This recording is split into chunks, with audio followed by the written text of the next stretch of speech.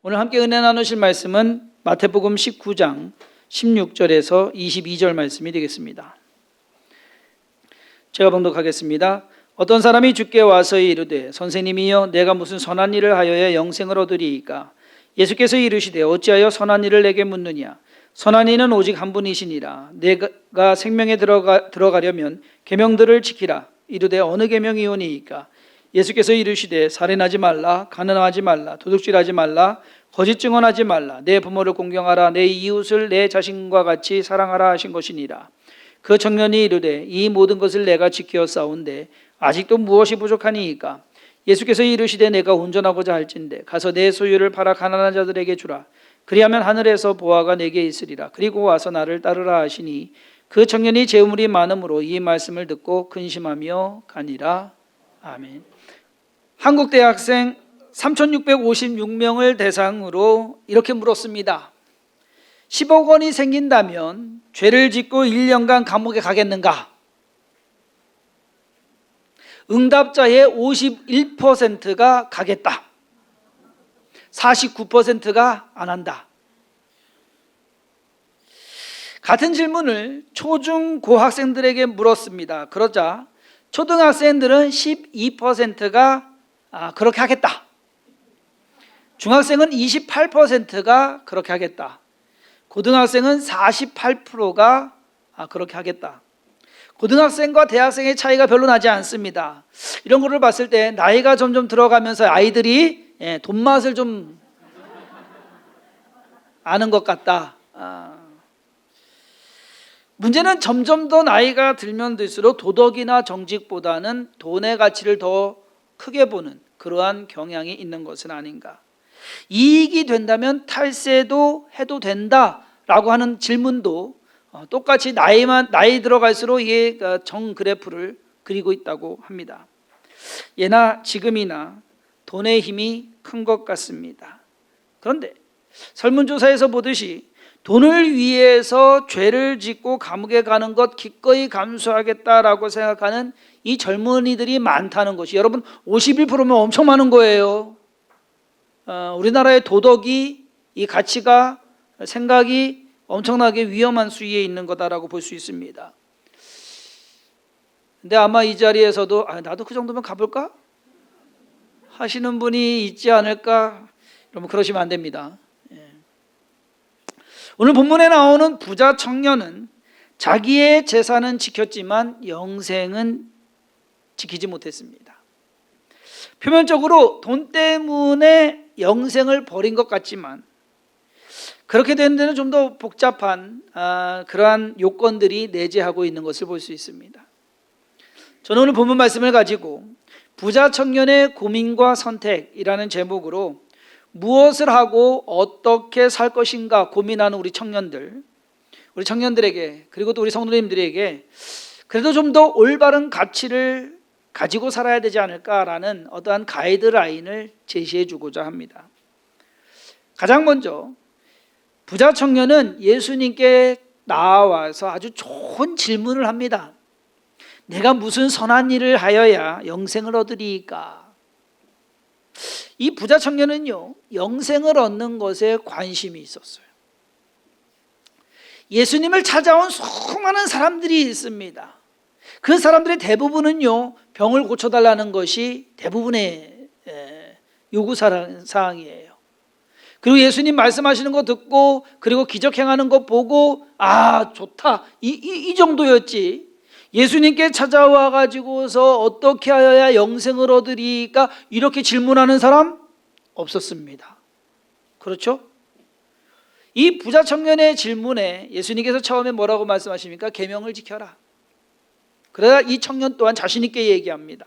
이 모든 것을 내가 지켰사온데, 다른 복음서를 보면 어려서부터 내가 이것을 잘 지켜왔습니다. 아직도 무엇이 부족하니까? 할 만큼 했다라는 얘기예요. 대단한 청년입니다. 이렇게 자신 있게 말할 수 있는 사람 없거든요. 그렇지 않아요, 여러분? 여러분을 이야기하면 여러분들 나 다 지켰어요 할 수 있겠어요? 안 된단 말이죠. 그만큼 열심히 그리고 제대로 올바르게 말씀 잘, 율법을 잘 지켜가면서 그렇게 살아온 청년입니다. 이 청년이 대답한 것을 보면은요, 그 말의 뉘앙스가 약간, 이 청년은 나 정도면, 이 정도면 그래도 영생을 얻을 수 있는 자격이 되는 거 아닙니까? 뭐 더 필요합니까? 당당하게 이야기하는. 그런데 대단한 착각이었습니다. 영생은 무엇을 해서 얻을 수 있는 것이 아닙니다. 근데 부자 청년은 자기처럼 살면 영생은 당연히 나 같은 사람 위에서 있는 것이다 라고 생각을 했던 것입니다. 솔직히 들여다보면 그 청년처럼, 부자 청년처럼 사는 게 잘 사는 게 아니거든요. 성경적인 관점에서는, 세상의 관점에서는 그 청년처럼 살면 1등 청년이고 1등 시민일 것입니다. 저는 우리 교회 청년들이, 그리고 우리 교회 성도님들이 올바른 삶의 가치와 기준을 좀 가지고서 살았으면 하는, 그리스도인으로서의 삶, 그것이 어떠한 삶이다라는 그 가치를 좀 정하고 살았으면 하는 그러한 바람입니다. 자신감 넘치는 이 부자 청년에게 예수님께서는 완전히 허를 찌르는 제안을 하십니다. 내가 온전하고자 할진대 내 소유를 팔아 가난한 자들에게 주라. 그리하면 하늘에서 보화가 내게 있으리라. 그리고 와서 나를 따르라. 여러분, 부자 청년은요, 이 말씀이 나올 줄 생각지도 못했어요. 그래, 칭찬받을 줄 알았죠. 너 정도면 그래, 영생 너 같은 청년을 위해서 있는 거야. 근데 아닙니다. 생각지도 못한 얘기가. 부자 청년은 자기의 재산은 당연히 내 거다라고 생각을 하고 있었습니다. 그것과 또 영생을 얻는 것과는 무슨 상관이 있을까? 연관이 없다라고 생각을 했을 거예요. 오히려 자기가 부자인 것이 자랑스러웠을 겁니다. 자기가 여태까지 율법을 잘 지켜온 것이 뿌듯했을 것입니다. 그런데 예수님께서는 그의 약점을 아셨습니다. 그것은 그의 약점이 아니라 그의 부족한 면이었습니다.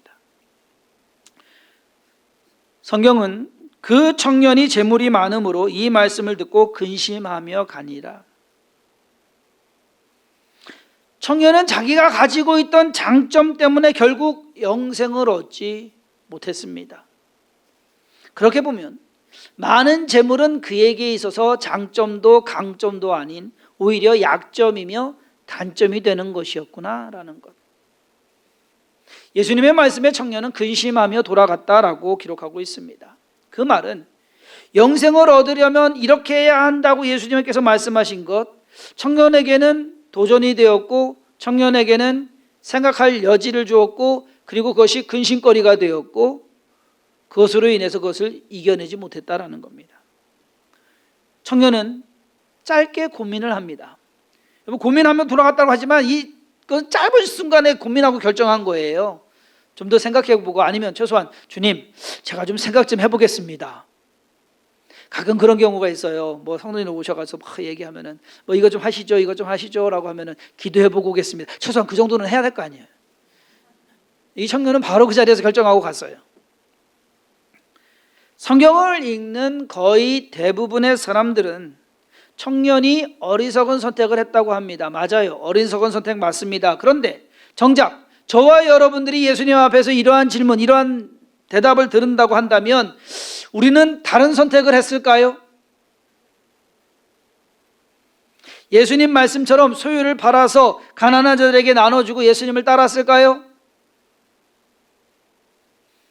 아니다라는 것에 한 표 걸고 있습니다. 자신 없습니다.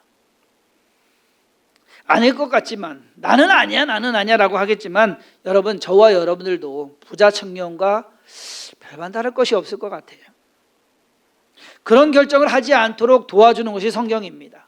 성경 말씀에서 이렇게 하면 안 된다, 이렇게 해야 된다 라는 것을 가르쳐주고 있는데 과연 우리 또한 이 성경을 읽으면서 맞아, 그렇게 해야지, 나 그렇게 할 거야, 얼마나 결심하십니까? 이 부자 청년의 이야기에서는 부자 청년은 그 사람 돈 많으니까 나는 그만큼 돈 없어, 그렇게 생각하지 않으십니까? 문제는 말씀의 뜻을 알고 순종하느냐 안 하느냐, 그것을 적용하느냐 안 하느냐, 그것이 중요한 거예요. 부자 청년의 고민과 선택에 있어서 무엇이 문제였고 무엇이 잘못됐을까요? 첫 번째로 부자 청년은 인생과 영생 중에서 인생을 선택했습니다. 그것이 잘못된 겁니다. 인생은 당장 그가 살고 있는 현재이며 현실입니다. 영생은 아직 감도 오지 않아요. 그게 뭔지도 모르겠어요. 뭐 올지 안 올지도 뭐 불확실하고 영생에 대해서 와닿지가 않은 겁니다. 지금 인생, 내가 지금 살아야 되는 이 인생이 더 중요하다고 생각을 합니다.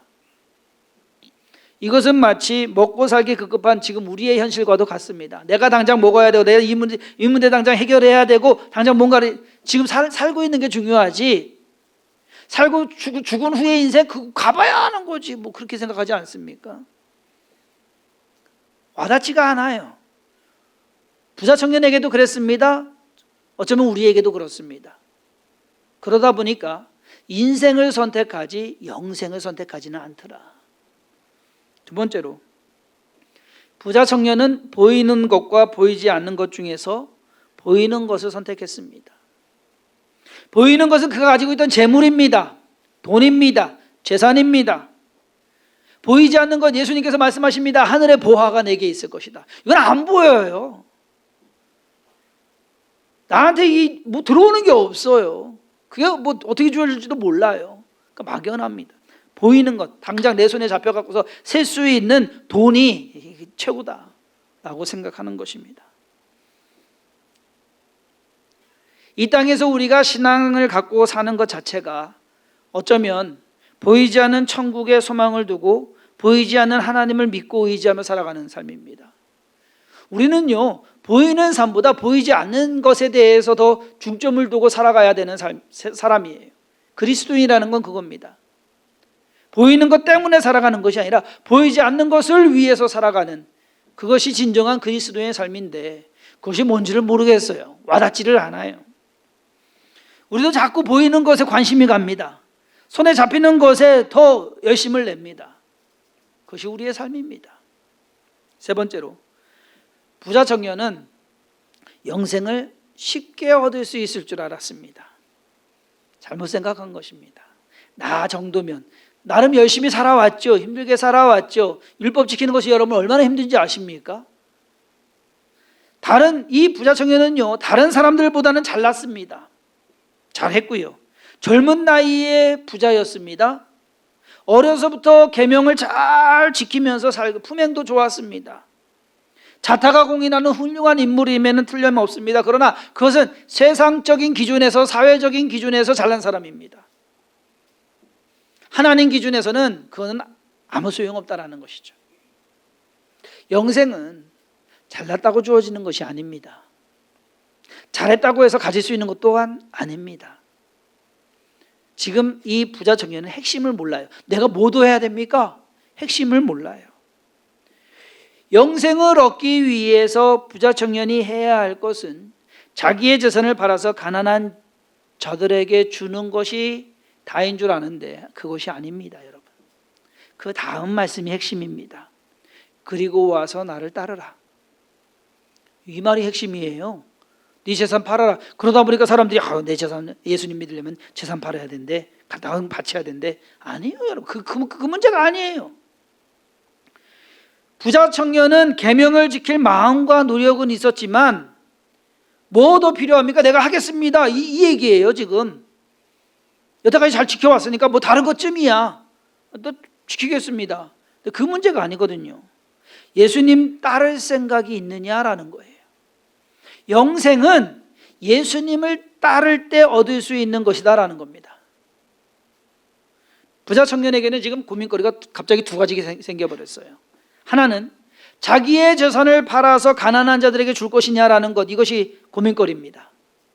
또 다른 하나는 자기의 삶을 포기하고 누리면서 자기가 하고 싶어 다 하면서 그 삶을 포기하고 예수를 따를 것이냐라는 것, 두 가지 고민이 한꺼번에 생긴 겁니다. 사실 첫 번째 고민보다 두 번째 고민, 예수를 따를 것이냐는 것이 어쩌면 더 중요한 일이다라는 거예요. 왜냐하면 자기의 재산을 팔아서 가난한 자들에게 나누어 주는 것 가지고서는 영생을 얻을 수가 없습니다. 예수님이 지금 가난한 자들에게 네 재산을 팔아서 나눠줘라, 그러면 영생 아니에요, 여러분. 나눠주고 나를 따르라. 그래야지만 영생을 얻겠다 하는 것입니다. 우리는 재산 팔아서 주는 거에만 관심이 있어요. 아유, 아까운데. 영생을 얻기 위해서는 모든 것을 포기하고 예수를 따라야 한다는 것, 그것이 영생을 얻는 방법입니다. 그것은 부자 청년에게도 저와 여러분들에게도 동일한 그러한 말씀입니다. 부자 청년이 고민하면서 떠난 후에 27절에 보면 베드로가 탁 나서요. 이에 베드로가 대답하여 이르되 보소서, 우리가 모든 것을 버리고 주를 따라 싸운데 그런즉 우리가 무엇을 얻으리까? 29절에 예수님께서 말씀하십니다. 또 내 이름을 위하여 집이나 형제나 자매나 부모나 자식이나 전토를 벌인 자마다 여러 배를 받고, 이것은 보상을 받는 것이지 영생은 아니에요. 그 다음에 영생을 상속하리라. 그러니까 주님을 따라야지만. 부자 청년의 처음 질문이었던 내가 무슨 선한 일을 하여야 영생을 얻으리까에 대한 정확한 답은 예수를 따르는 것이었습니다. 재산을 파는 것이 아니라 예수를 따르는 것, 그것이 답입니다. 부자 청년은 자기 정도면 충분히 영생을 가질 자격이 된다라고 생각을 했어요. 그런데 그는 정작 영생하고는 아주 거리가 먼 그러한 인생을 살았습니다. 정작 영생에 관심이 있는 것 같이 보였지만은 그는 지금 현실의 자신, 그리고 자기 자신의 그 어떤 잘남, 거기에 도취해 있었습니다. 남들 부러울 것 없는, 아니 남들이 부러워하는 삶을 살았지만 그러면 영생을 얻는 줄 알았는데 그것이 아니었습니다. 많은 청년들이, 그리고 대부분의 사람들이 인생을 그렇게 삽니다. 갖고 싶은 것 갖고 하고 싶은 것 하면서 그렇게 사는 것, 그러면서 행복을 느낍니다. 맞아요. 행복해요. 하고 싶은 거 하면서, 갖고 싶은 거 가지면서, 자기가 원하는 것 이루면서 세상 말로 성공을 하면 행복해요. 문제는 그 행복이 영생을 주느냐라는 겁니다. 그 행복이 구원을 주느냐라는 겁니다. 그 행복과 그 성공은 내가 살아있는 데까지만이라는 얘기예요. 그 행복한 것에 도취돼 가지고서 내가 인생을 잘 산다라고 생각한다면 착각입니다. 부자 청년은 인생 참 잘 살았다라고 생각을 했습니다. 그런데 그의 인생은 예수님의 관점에서 아무 가치도 없는 인생이었습니다. 의미가 없어요. 여러분, 이렇다면은 우리가 인생 잘 살아왔는데, 나는 열심히 살아왔는데 그것이 다 헛것이라고 한다면 여러분, 이거 심각한 문제예요. 이 청년에게 있어서도요, 그냥 고민하고 떠나갈 문제가 아닙니다. 심각한 문제입니다. 인생을 통째로 잘못 살았다고 하는데, 엉뚱한 길에서 힘썼다고 하는데, 그러면 그것처럼 억울한 게 어디 있겠습니까? 그것처럼 중요한 심각한 문제가 뭐가 있겠습니까? 근데 고민하면서 떠났어요. 왜? 그것을 못 놓고. 이 부자 청년의 삶은 마치 백화점에 갔는데 살 물건이 많은 것 같는데 아무리 1층부터 10층까지 돌아다녀도 살만한 것이 없는 것, 그래서 그냥 나오는 것과 똑같습니다. 비싼 호텔 뷔페를 갔는데 음식이 그냥 입에 안 맞아요. 그냥 동네 식당 가가지고서 김치찌개 하나 먹는 게 훨씬 낫더라. 예전에 서울에 어느 결혼식이 있어가지고서 버스 한 대를 빌려서 버스 한 대인가 몇 대인가 갔어요. 호텔에서 한다고 해가지고서 다들 그냥 해가지고서 호텔에서 이제 싹 서빙을 하는데 완전히 그 먹도 보도 못한 스테이크가 딱 나온 거야. 지금으로부터 20년 넘게 된 거. 아마 갔다 오신 분들이 계셔요 여기. 예? 스테이크가 딱 나왔는데 딱 쓸어보니까는 덜 익었어. 이런 것도 먹나? 그때는 그랬을 거야. 이런 것도 먹나 싶어가지고서 조금 먹어보고 맛 안 먹고 해가지고서 결국은 그냥 그 비싼 거, 그 당시에 몇만 원 넘는 거 놓고 나와가지고서 오는 길에 휴게소 들려갖고서 라면 먹었잖아요. 아무리 비싸면 뭐하냔 말이요. 예? 소용이 없는데 온몸을 명품으로 확 휘감싸고 비싼 차를 타고 탁 나타났는데 머리에 든 것은 아무것도 없는 허세치를 맞는다고 한다면 지금 부자 청년의 인생이 그렇다는 얘기예요. 진짜 같은데 가짜. 대단한 사람처럼 보였는데 전혀 대단하지 않은, 똑똑한 것 같은데 어리석은, 말만 거창하지만 실속이 없는, 딱 이 부자 청년의 인생이 그렇습니다. 남들이 보기에는 참 부러워할 만한, 야, 저렇게만 살아도 좋겠다. 아니요, 여러분. 저렇게 살면 큰일 납니다. 부자 청년은 자신의 재물을 유지하는 데는 성공을 했습니다. 하지만 영생을 얻는 데는 실패하고 말았습니다. 부자 청년의 이야기에서 우리가 배우고 깨달아야 할 몇 가지 사항들이 있습니다. 첫째는 내가 가치 있게 생각하는 것이나 소중히 여기는 것이 가치가 없는 것이라고 한다면, 그럴 수도 있다는 사실을 우리가 염두에 둬야 된다는 겁니다. 사람들은 넉넉한 재산이 있으면 될 거라고 생각을 합니다. 나는 노후 준비 다 해놨다라고 그렇게 마음 편하게 계시는 분도 계실 겁니다. 노후는 준비할지 모르지만 그 다음 인생은 준비했느냐. 제가 예전에 한번 설교를 이렇게 했어요. 죽은 뒤에 웃는 자가 진정한 승자다. 어떤 사람은 탄탄한 경력이 있으면, 이만한 경력을 내가 쌓아놓으면 부단히 노력을 합니다. 근데 그 경력도 소용없습니다.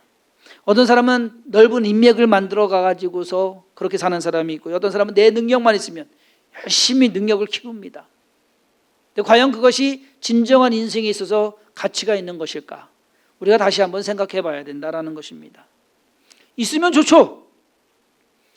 가지지 말라는 거 아니에요. 가지세요. 소유하세요. 그리고 여러분들의 능력을 키우세요. 근데 그것이 밑바탕이 뭐냐? 예수 그리스도가 있어야 된다는 거예요. 예수 그리스도가 없이 내 것만 키워갔다가는 그것은 하루아침에 다 사라지고 맙니다. 예수님을 믿는 신앙, 그것을 바탕으로 해서 이 세상에서 아무리 훌륭한 일을 했고 위대한 인물이라고 하더라도 죽는 것이 인생의 끝이라고 한다면 그것은 아무 소용이 없는 것입니다. 부자 청년의 이야기에서 깨달았으면 하는 두 번째 교훈은 세상의 가치를 따라가지 말고 예수를 따라가라라는 겁니다. 과연 우리는 지금 예수를 따라가고 있는 삶을 살아가는 것이냐, 아니면 세상의 가치, 세상의 가치관에 맞춰가지고서 거기에 발맞춰 살아가려고 하는 것인지. 세상에서 잘나고 알아주는 사람이 되는 것은 그리 중요하지 않다는 사실을 우리는 깨달아야 됩니다. 예수 그리스도를 따르는 삶이 때로는 대단해 보이지는 않아요. 부자 청년처럼 지금 자기가 가지고 있는 모든 것, 그리고 자기가 누릴 수 있는 모든 것, 자기가 할 수 있는 모든 것을 다 내려놓고 그저 초라한 예수 그리스도를 따라가야 된다는 것. 이분이 대단한 분인 거는 깨달았어요. 보통 분은 아니구나. 그래서 와서 물어보는 거예요. 영생을 어떻게 얻습니까? 물어보는 맞는데 이분을 따라다닐 생각은 없어요. 왜? 다 버리고. 여러분, 예수님 한번 생각을 해보세요. 집도 없어요. 뭐 가진 것도 없어요. 뭐 소유한 것도 없어요. 그냥 돌아다니시는 분이에요. 그분 따라갈 마음이 있겠느냐 말이에요. 여러분들은 예수님이 뭔가 대단하서 뭐 저기 해가지고서 그런 모습이 좋아가지고서 따르십니까? 그럼 다시 한번 생각해 봐야 됩니다. 예수님의 실체는 십자가에서 못 박혀서 죽으신 분이십니다. 우리는 그분을 따르는 사람들이에요. 명예를 위해서도 아니고 소유를 위해서도 아닙니다. 구원을 위해서, 내가 구원받은 것, 나를 구원하신 것, 내 죄를 사해 주신 그것에 감사하고 그것이 가치 있고 그것이 가장 소중하기 때문에, 그것 때문에 예수님을 따르는 것이지 다른 이유 아닙니다. 사람들은 생각할 겁니다. 그게 그렇게 중요한가? 중요합니다, 여러분. 그것만큼 중요한 것은 없습니다. 그러므로 신앙에 있어서 우리 스스로를 좀 돌아보고 주님을 따르는 삶이 뭘까? 그것을 고민하면서 나는 지금 주님을 따르고 있는가? 라는 질문에 대답을 해가면서 진정 어쩌면 나도 이 부자 청년처럼 엉뚱한 것에 관심 두고 엉뚱한 것에 몰두해가지고서 그것이 다인 양, 잘하는 것인 양 그렇게 착각하고 있는 것은 아닌지 스스로를 돌아보면서 바른 신앙을 가지고 주님을 따르는 그러한 성도의 모습, 그리스도의 모습으로 살아가시기를 주님의 이름으로 축원합니다. 기도하겠습니다. 주님께서 우리의 모든 삶을 주관하고 인도해 가심에 주님께서는 세상 모든 것 버리시고 십자가를 지시고 그 십자가에 달리셔서 피를 흘리시고 죽으심으로 우리의 죄를 사하셨습니다. 그러한 모습을 주님이 따르라고 합니다. 네 십자가를 지고 나를 따르라. 과연 우리는 주님을 따를 마음이 있는지 스스로를 돌아보게 하시고 오늘 부자 청년처럼 세상 가치에 취해 가지고 그것에 잘나서 살아가는 그러한 모습은 없게 하여 주옵소서.